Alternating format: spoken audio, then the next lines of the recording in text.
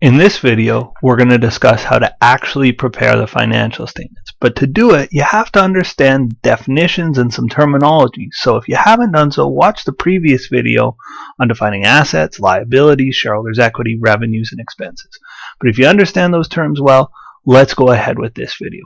And to prepare the financial statements, I always like to do an example. Here's a simple example of a question I might ask in one of my classes. And what I'd like you to do is, if you haven't done so, I've provided a link right below this video where you can download this problem, and you can work through it with me. You can have it on paper, and that'll just be helpful, I think, in answering the question. But anyway, you can see the question here on the video. The question says, Fred's tailoring service has the following account balance at February 28, 2012, and for the year there ended.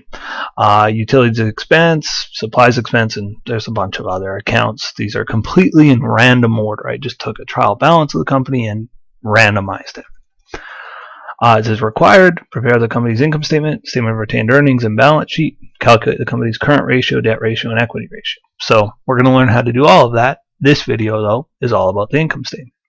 Before we can get to any of these financial statements, though, we need to know what we've got. And here's where understanding the terminology comes in. What I'd like to do is I'd like to go through this and list whether each item is an A for asset, L for liability, SE for shareholders' equity, Rev for revenue, EXP for expense. So I'd like to go down my list, and I'd like to kind of classify each one of these items, and that's going to help us prepare our financial statements. So let's start with utilities. Well, it says utilities expense. That's kind of a dead giveaway, but we know utilities are a cost of doing business, and that's, of course, an expense. Supplies expense. Well, supplies can often be an asset, so it's a good thing they noted that it was indeed an expense. By the way, now might be a good time to pause the video and for you to go through each of these on your own. The next one is short-term notes payable, and we, of course, know if it has the word payable, that makes for a liability. It's something that we owe. So I'm going to note that it's a liability, but with liabilities and assets, I'd like to go a little bit further. I'd like to classify them as current or long-term. And what I mean by that is current means that it's a liability or an asset expected to be used up within a year or paid off within the year. So for our example of short-term notes payable, if it's a debt that I have to pay off within the year, that makes it current. If it's a longer-term debt, more than a year, that makes it long-term. If I have a mortgage, I do have a mortgage, that's going to last me 30 years, that's a long-term liability. I also have a phone bill I haven't paid sitting on my counter. That's a current liability. So again, current, short-term in nature, long-term, obviously, more than a year in nature. So when it says short-term notes payable, not only is that a liability, that's a current liability. You can see I've noted it as C for current. On to accounts receivable. Accounts receivable, we mentioned anything with the word receivable, very different from the word payable, is an asset. And accounts receivable are in fact a current asset. That's a customer owes us some money, we're expecting to collect it, usually within 30, 60, maybe 90 days, but certainly within a year. If somebody owes you money, you want to get it quickly. Rent expense, well, it's there in the name, it's an expense. Computers are indeed an asset. They're something that's owned and controlled by a company that's good for the company. Those are assets. You might think to yourself, computers are very short term. You know, I buy a computer, I have to buy a new one soon thereafter. But when a company buys a computer, they expect it to last more than a year. Just as when you or I buy our new MacBook Pro, we think it's going to last more than a year. This is a long-term or capital asset. Retained earnings, we said a couple of key shareholders' equity accounts that you just have to remember are retained earnings, common shares, and we said dividends we're going to classify as shareholders' equity. It's not technically shareholders' equity, it's an account that affects our shareholders' equity, though. Marketing expense is indeed an expense. Cash is an asset. It's the king of all assets. If a company runs out of cash, they're dead meat, and it's a very current asset. It's the most liquid of assets. On to wages expense. That's an expense. Accounts payable. Well, it's got that magic word payable. It's a liability. Now, if you're thinking current or long term, think phone bill when you think accounts payable. Think short term. Think stuff I've got to pay soon. Common shares, that's shareholders' equity. The reason we don't have to classify shareholders' equity accounts as current or long term is because they are considered long term in nature. Sewing machines, well, that's an asset, and if I buy a sewing machine, not that I sew, but I would think it would last me more than a year. Dividends, we said we're going to classify it as shareholders' equity. I'll put a little asterisk. It's not technically going to be under shareholders' equity in our balance sheet, but it affects shareholders' equity, and we'll talk about that in a little while. Tailoring revenue, that's the last line here. Well, that is in fact a revenue account. So we've listed all of these accounts, we've classified all of these accounts. Now we're ready to make financial statements. The first statement we're going to look at, and in fact the only statement in this video, is going to be an income statement. And an income statement simply does this. It says, let's list our revenues, let's list our expenses, let's take our revenues minus our expenses, and we'll calculate our net income, our profit, our earnings. We'll call it net income. By the way, that's supposed to be 2 words. My writing is so bad. So anyway, yeah, we'll take our revenues, that's what the company earns. We'll deduct our expenses, that's the cost of doing business. We'll say our revenues minus our expenses is our profits, and we'll call it in this video our net income. So that's going to be our job. That's the job of an income statement. Let's do it, and let's format it properly. I'm going to flip over to the next page. Oh, I already started this. I'm going to flip over to the next page. So before we do any financial statement, we need to do a title. And the title is always going to be a 3-liner. The first line of our title is the name of our company. And in this case, our company is called Fred's Tailoring Service. The next line is the name of the financial statement, or the name of the statement we're preparing. And we're preparing an income statement.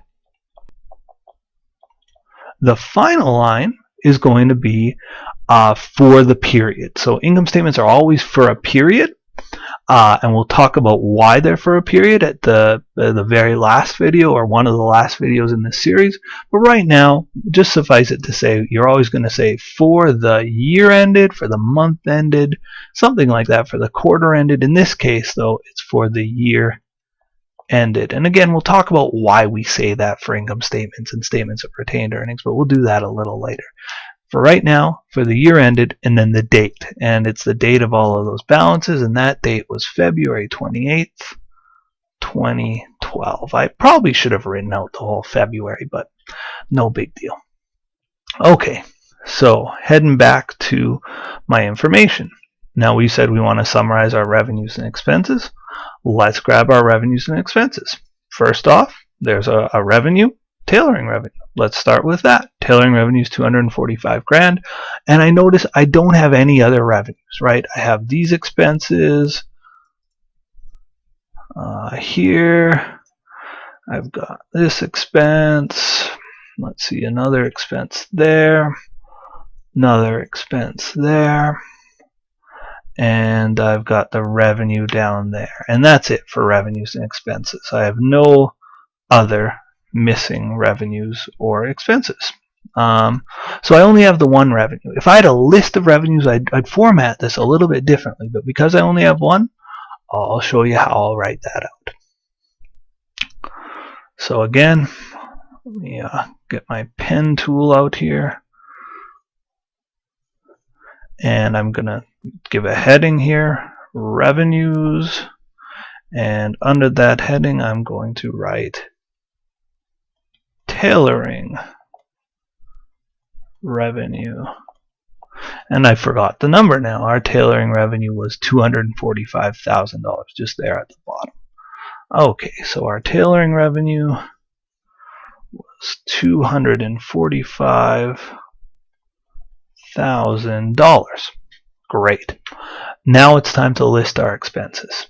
let's go to our expenses. Oops, back to the first page. And we've got the 5 expenses that are highlighted there. So I'm going to start with wages expense, and we'll work our way through them. So in terms of expenses, I've got first wages expense, and our company's wages expense was $100,000 even. Now here's where things get a little bit interesting. When I have a big long list of numbers, I'm going to write them sort of tabbed into the left here. When I have a total, I'm going to write it out to the right. The reason I wrote tailoring revenue out to the right is because it was my total revenue. I only had the one. If I had a whole long list of revenues, I would have written them all in this area here and then totaled out to there. We'll list our expenses on the left and we'll total them to the right. Your instructor may have a different style that he or she wants. Follow theirs, but this is the style I use and I think it's a good one. Keep doing that.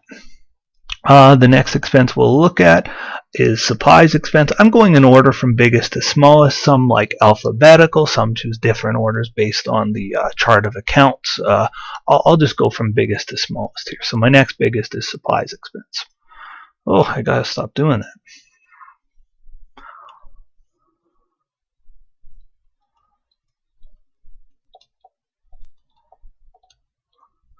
And our supplies expense was $30,000.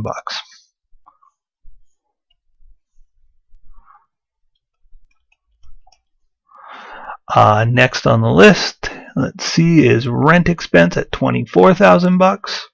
So let's fill that one in.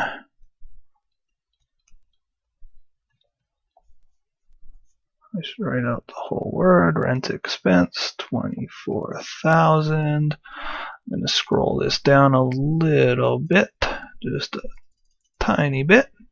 Next up, let's see, we've got utilities expense and last marketing expense. Utilities expense is 22 and marketing expense at 10.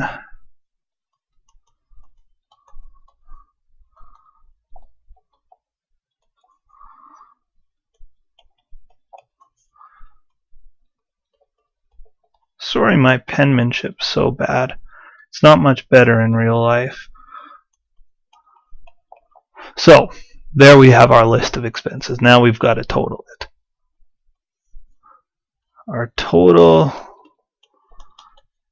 expenses. Sometimes people don't write the word total expenses. They just write the line and you kind of figure out that that's a total expenses. That's fine. Let's see. It's 130, 154, 170. 186. Hope that's right. 186,000. Our revenues were 245. We've said the income statement is all about revenues minus expenses. 245 minus 186 is going to give us our major total here, our net income. 245 minus 186 is, I hope I'm right, $59,000. Shouldn't do math in my head. Should have calculated this before. I hope it's right. This is a total. It's called our net income. Because it's the bottom line of the financial statement, because it's such a key line, we underline it twice. So, zooming out a little bit, we've got our revenues minus our expenses equals our net income. You can see this company made $59,000. One final note, some profs are sticklers for this. Generally speaking, you put the dollar signs at the top of any column. So there's my revenues column, at the top of this expenses column because it's a new column, and then certainly at the bottom line of the financial statements. Again, I've seen different conventions, but that's a good rule of thumb. Top of any column, bottom line of the financials. Zooming back out even further, we've got ourselves a good title here, Fred's Tailoring Service, income statement for the year ended February 28, 2012. We've listed our revenues, we've listed our expenses, we've come down to a total net income. Our company's made $59,000. Revenues minus expenses equals net income. And there you have it. There you have a first basic income statement. Next, we'll do statement of